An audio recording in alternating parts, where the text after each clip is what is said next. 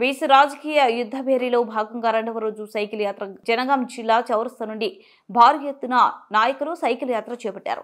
యాత్రకు కాంగ్రెస్ నాయకులు డాక్టర్ రాజమౌళి మద్దతు తెలిపి యాత్రను ఉద్దేశించి మాట్లాడుతూ బీసీలు రాజకీయంగా ఎదగాలని 60% ఉన్న బీసీలు రిజర్వేషన్లలో వెనుకబడ్డారని, ముఖ్యంగా రాజకీయ పదవులలో బీసీలు అత్యధిక పోటీ చేసి బీసీల అభ్యున్నతికి పాటుపడాలని ఆయన అన్నారు. కార్యక్రమంలో బీసీ ఉద్యమ నాయకులు బత్తుల సిద్ధేశ్వర్, నాయకులు వీరస్వామి, శ్రీనివాస్, నరేష్, దిలీప్, సాయి, రమేష్, రాజయ్య, వెంకన్న, శ్రావణ్తో పాటుగా పలువురు నాయకులు పాల్గొన్నారు.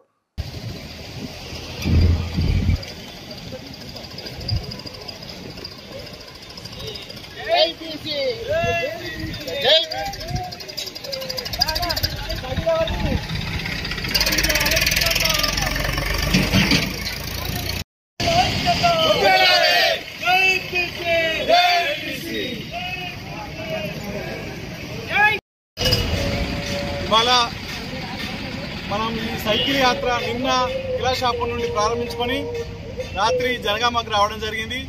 మన రాజమౌళి అన్న డాక్టర్ గారు ఇక్కడ మొదటి నుంచి ఉద్యమకారుడు, జనగాంలో వైద్యం చేస్తూ ప్రజలకు సేవ చేస్తూ ఉద్యమకారుడుగా ఇక్కడ ఉన్నటువంటి పరిస్థితి.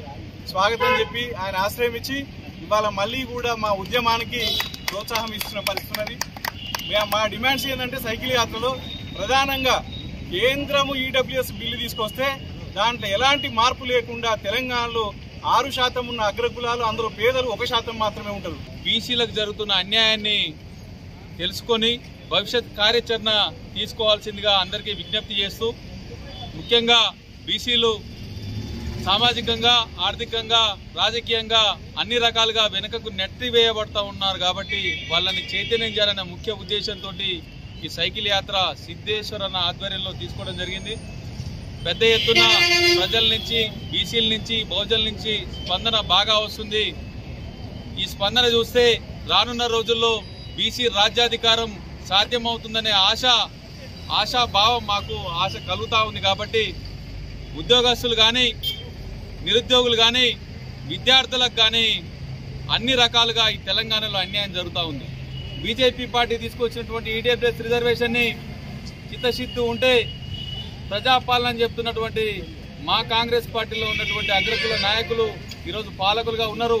మీకు చిత్తశుద్ధి ఉంటే ఈడబ్ల్యూఎస్ని వెంటనే రద్దు చేసి, లేకుంటే దాన్ని తగ్గియండి. 10% రిజర్వేషన్ని 2% చేసి మిగతా 8% రిజర్వేషన్ని బీసీలకు ఇస్తే బీసీలకు న్యాయం జరుగుతుంది.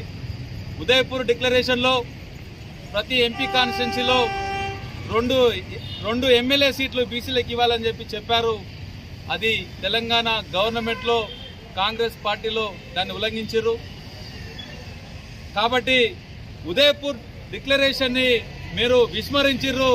కామారెడ్డి డిక్లరేషన్ని మీరు ఇంప్లిమెంట్ చేయాలని చెప్పి 42% స్థానిక సంస్థలలో ఖచ్చితంగా బీసీలకు రిజర్వేషన్ ఇవ్వాలని చెప్పి డిమాండ్ చేస్తా ఉన్నాం. ఈనాడు సమాజంలో ఉన్నటువంటి బీసీలందరూ చైతన్యవంతమయ్యారు. మొన్న మిర్యాలగూడలో జరిగిన బీసీ గర్జనలో పెద్ద ఎత్తున బీసీ సోదరులు వచ్చి దాన్ని విజయవంతం చేశారు. అదేవిధంగా వరంగల్ ఆర్ట్స్ కాలేజీని 1,00,000 మంది తగ్గకుండా బీసీ సోదరులు తరలి వచ్చి ఈ ప్రభుత్వం చేస్తున్నటువంటి నియంత పాలనని, దుర్మార్గపు ఆలోచనల్ని మనమందరం ఐక్యమత్యంగా ఎదుర్కోవాలని చెప్పి విజ్ఞప్తి చేస్తా ఉన్నాం. పోరాడితే పోయేదేం లేదు. పోరాటాల ద్వారా ఏదైనా మనం సాధించుకోవచ్చు. అమరుల ఆశయాలు, పూలే గారి ఆశయం, అంబేద్కర్ గారి ఆశయం మనం సాధించాలని చెప్పి ప్రతి ఒక్కరూ ఈ సైకిల్ యాత్రలో పార్టిసిపేట్ చేసి విజయవంతం చేయాలని చెప్పి కోరుతా ఉన్నా. జై బీసీ, జై పూలే.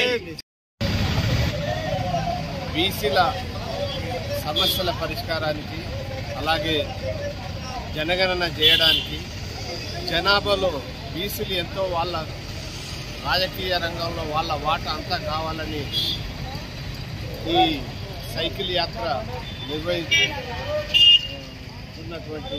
మన తమ్ముడు సిద్ధేశ్వర్ గారు, అలాగే బీసీ నాయకులందరికీ జనగామ జిల్లా పక్షాన స్వాగతం, అలాగే సంఘీభావం తెలిపిస్తూ, ఇప్పటికైనా స్వాతంత్రం వచ్చి 80 సంవత్సరాలు గడిచినప్పటికీ బీసీలకు సరైన ప్రాతినిధ్యం లేదు. అంబేద్కర్ గారి రాజ్యాంగం వల్ల ఈరోజు ఎస్సీ ఎస్టీలకు మాత్రం వాళ్ళ జనాభా ప్రకారం కొంతవరకు న్యాయం చేకూరుతుంది. కానీ బీసీలకు మాత్రం దాదాపు 50% పైన ఉన్నటువంటి బీసీలకు మాత్రం న్యాయం చేకూర్చడం లేదు. ఎక్కడ చూసినా రాజకీయ రంగమైన, ఆర్థిక రంగం, విద్యారంగం, ఉద్యోగ రంగం, అన్ని రంగాల్లో కూడా ఈరోజు బీసీలు వెనుకబడి ఉన్నారు.